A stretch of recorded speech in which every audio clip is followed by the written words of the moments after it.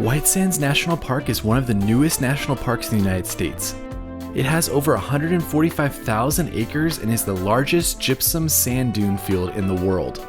The park can easily be seen in a full day of hiking and sledding on these unique dunes while driving the park's main road, Dunes Drive.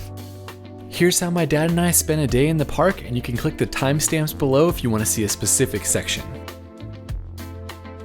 To get to White Sands National Park, we headed out on the 1-hour drive from Las Cruces. First view of White Sands National Park.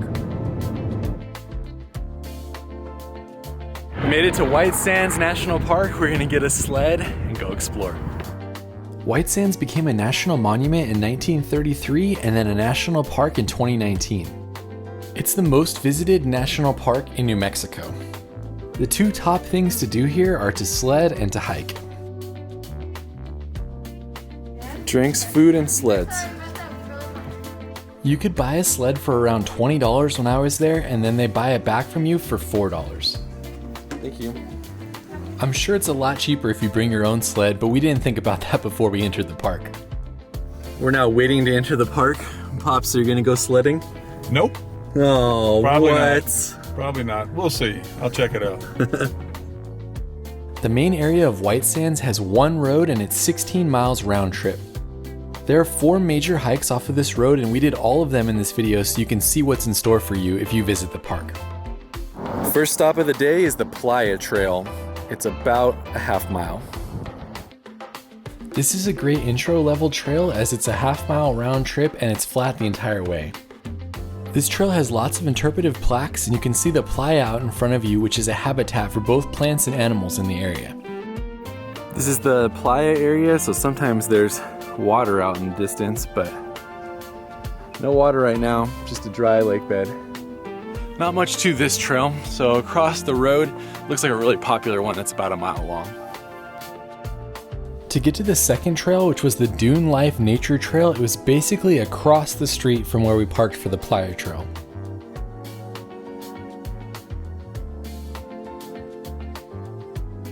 This is our second trail of the park. It's the Dune Life Nature Trail. It's about 1 mile round trip.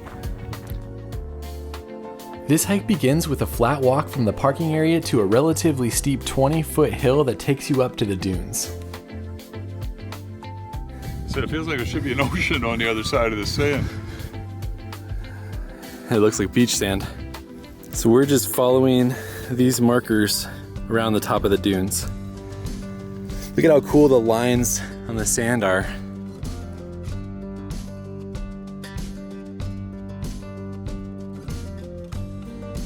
Hey look, there's meat-eating mice out here. One of them is named Katie. Oh, Katie wasn't the name of the mouse. No.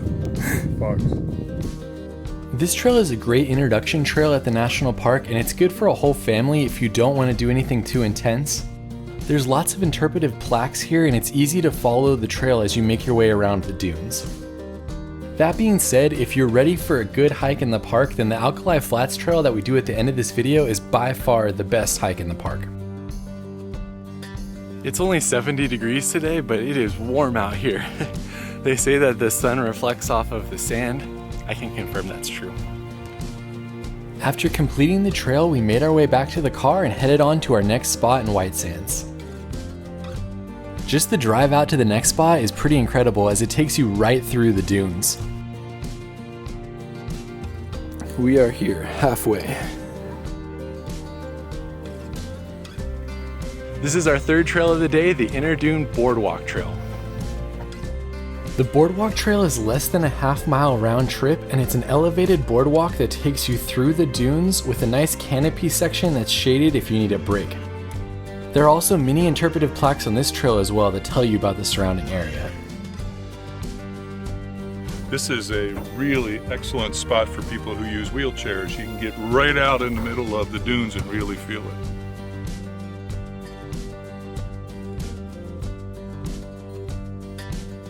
Now it's time to get Pops on the sled. As you leave this trail, the pavement ends and you're driving on sand through the entire back loop.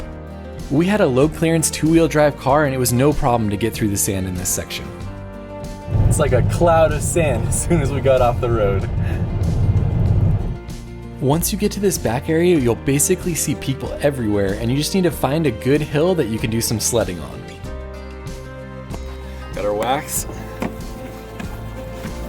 He acts like he knows what he's doing. He has no idea what he's doing. Just putting wax on the bottom. What else do you need? Looks pretty waxy. Here we go. First ride.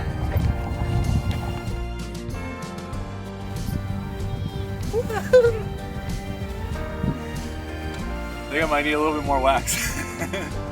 After figuring out the wax situation, dune sledding is absolutely amazing. That was better. A little faster. The worst part is definitely having to walk back up each time in the sand.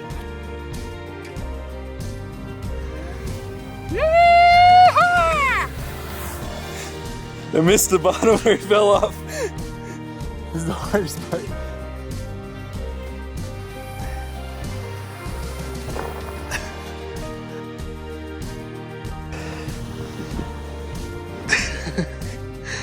Waxing it up for the last run of the day. I'm freaking exhausted. It's a lot harder to climb that hill than you think. It's so fun to see all the people and families around you just enjoying going down the dunes on their sled. Some of the people we talked to had been here for the entire day and were only leaving because the park was going to close later. It's definitely a very unique experience to have in a national park, and one that my dad and I both really enjoyed. Putting away our sled, that was absolutely awesome. If you have a family, you definitely want to plan a half day for dune sledding. But we're gonna go do a hike. From our sledding area, we drove around the back loop and made it to the Alkali Flat Trail, which was our last trail of the day. This trail is not flat. You will be hiking hard up and down dunes the entire way. Sounds like an adventure. 5-mile loop, 3 hours. The area we are walking through was once a massive lake. We're heading out on our third and final trail of the day, Alkali Flats Trail. 5 miles round trip, and then Pops is gonna hit that steep hill at the end. Maybe.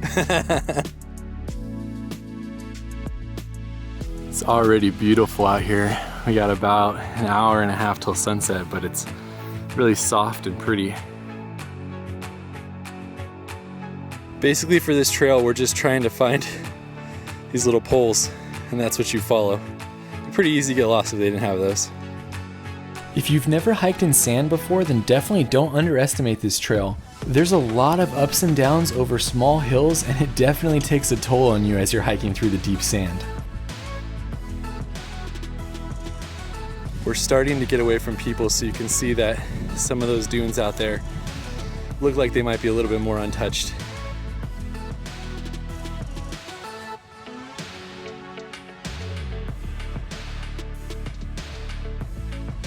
Even though the elevation profile is relatively flat, you can see there's another decent sized uphill right there. As we proceeded back and continued to climb the small hills, we got away from all other people, and it was just my dad and I hiking out in the sand dunes.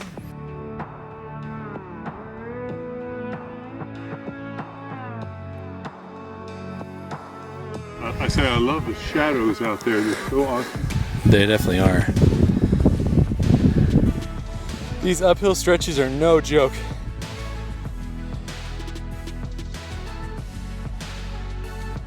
That tree out there is the only tree we have seen on this entire trail, probably this entire park.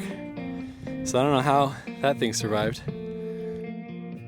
If you decide to hike this at the end of the day like we did, be sure to note the park closing hours.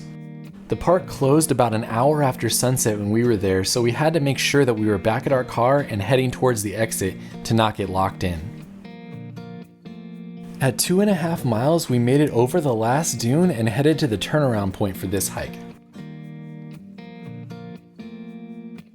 It's crazy that there's all these dunes right out here, and then we've basically reached the end of the dunes right here.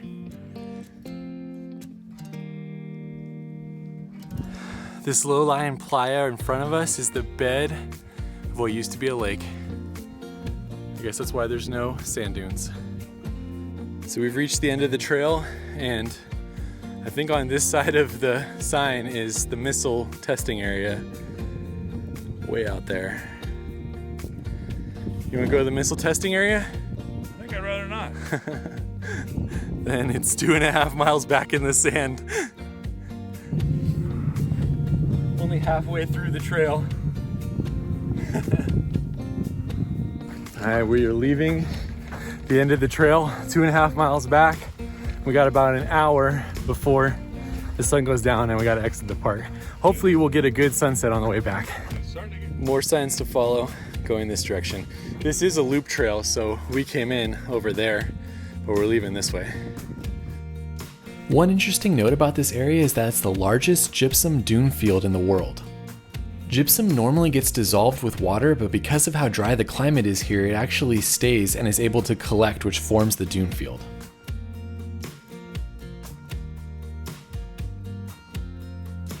Check it out, me and Pops are the only people out here. Nobody else. Wow. It's also completely silent.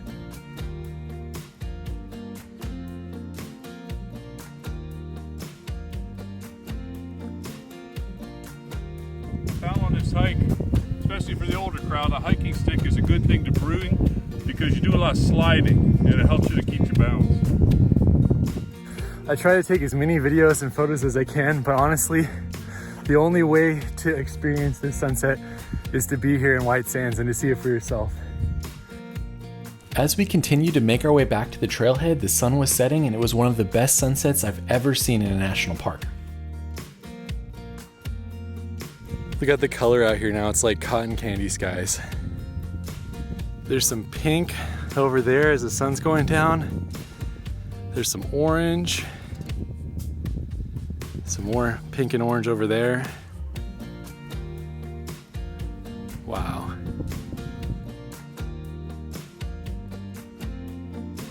Have any of you guys ever seen this effect with the clouds where they have these lines like this? I have never seen that before and it is really cool. Pops, we made it back. Made it back, 5 miles in the sand. Parking lot is right over the ridge. So that was a tough hike. There's no way around it. That being said, it is an absolutely amazing national park hike, especially if you pair it with sunset like we did. It's just incredible to be able to walk all the way over the dunes to where they end and then to come back and watch the sun setting on the sand. Definitely a really cool experience to have in national park. What do you think, Pops? Incredibly beautiful, both the sand itself, and then if you're able to stay for a sunset, the sunset is beyond compare. It's a 360 sunset. It's amazing. After getting back to the trail and removing all the sand from my shoes from the hike, I decided I couldn't leave White Sands without hitting the big sled hill right next to where we parked.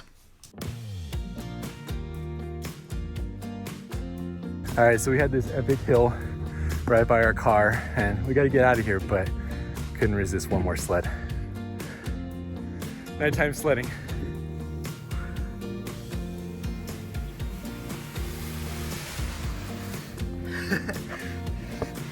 Just like that, our time in White Sands National Park is done.